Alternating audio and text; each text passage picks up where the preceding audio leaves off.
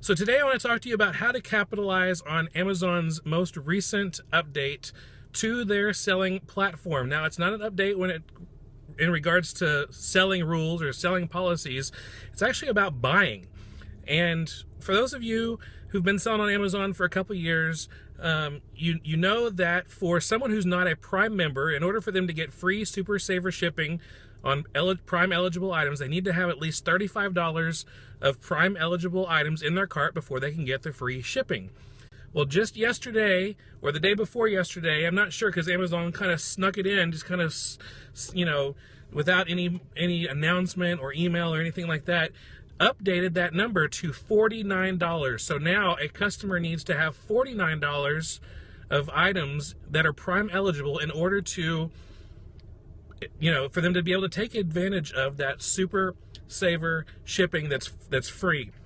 And Amazon did this for a couple reasons. I think they want more people to sign up for Prime, and so they're raising the bar on that, and also they run the numbers. They know that this kind of thing is something that's going to be accepted. It's going to be something that people are going to be like, okay, I'll put more stuff in my cart so I can get free shipping, because for some reason we will pay more for an item on Amazon just because of the free shipping. It's crazy. We'll talk about more of that in a second. But two things that I think are really positives about this, before I jump into the positives that I hear people saying, I see people already on Facebook groups, some Facebook FBA forums, FBA Facebook groups that are complaining about this change. I actually see it as a positive for those of us who are selling on Amazon FBA. Now, if you are selling merchant fulfilled, I don't think this would really affect you. I mean, it might actually improve your sales too, because, Prime eligible items are not merchant fulfilled. They're items that are at Amazon FBA. And so if people need to purchase more Prime eligible items, maybe they'll decide, you know what, I don't need it in 2 days. I can, just buy merchant fulfilled. But two big standout reasons why, as an FBA seller, this is a positive thing, that Amazon has upped their, requirements to get $49 in your cart instead of $35 in your cart before you get the free Super Saver shipping. Number one, I think more people are going to sign up for Amazon Prime. The more people who sign up for Amazon Prime, the more people are going to buy your items that are listed in Amazon FBA, and so that's just something that's really big. More people are going to sign up for Prime, so more people are going to be buying your stuff. And second of all, $49, that means people are going to be they're going to be buying more items. They're going to be buying higher priced items in order to get up to that, requirement of $49. So before it was $35, now they need to buy something a little bit more. Maybe they're like, maybe I'll buy one more brand new book, or maybe I'll buy one more of this or one more of that. And so they'll do that. So here's what I'm doing, because there's another caveat to this, rule change, or this guideline that's Amazon's doing now. It's $49 for items of any category combined. You can get $49 worth of stuff and get free Super Saver shipping. But if people are only buying books, then that number's $25. And so people can buy $25 worth of Prime eligible books and get that for free shipping. So that's a little interesting thing that they've done. But there's 4 things that I'm doing right now. I've already started today to take advantage of this and be able to increase my next disbursement because of this. So here's what I'm doing right now. Number one, any of the items in my inventory that are priced around $35, most of those I'm going to be raising to $49. If they're $35, I might be raising them to $49. Now, all of the things I'm suggesting, it's not across the board. It is just, there's exceptions all the time. But a lot of the items that I have priced at $35 right now, I'll up the price to $49. So that's something that you can look into also. The second thing I'm doing is any item that is priced between $40 and $48.99, most of those I'm going to be raising to $49. So as you can tell already, this is a big deal because I'm raising my prices on a ton of different items.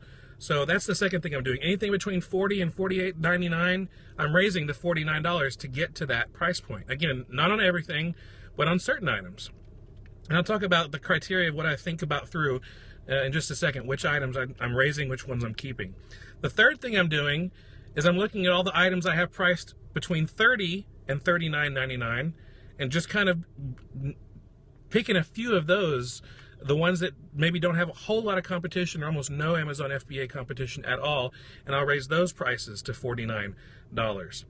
And then the last thing I'm doing is I'm looking at all of the books that I have. And if there are any books anywhere near $25, I will go ahead and raise that to $25 because it's crazy. For some reason, and it makes sense to me, people are willing to buy an item for a higher price if they're going to get free shipping, and especially 2-day shipping. So people are more likely to pay $25 for a book that they're going to get in 2 days than they are to pay $16 for a book that they're going to get a week and a half from now.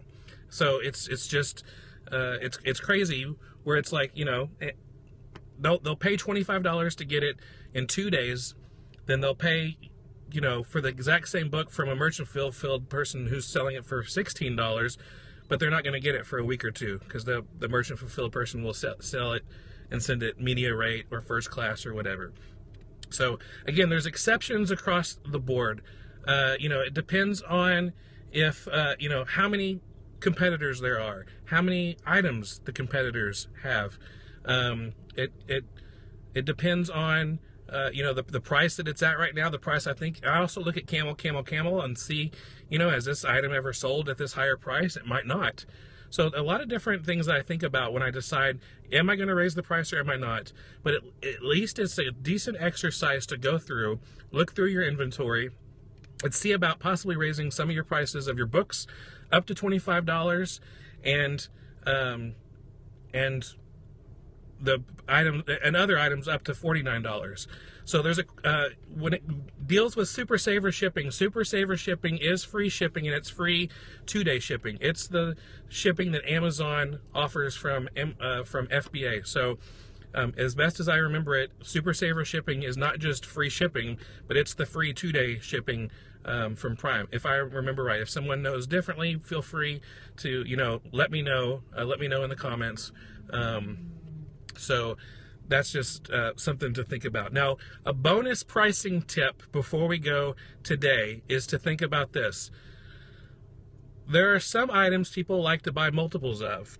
So another magic price point is $24.50.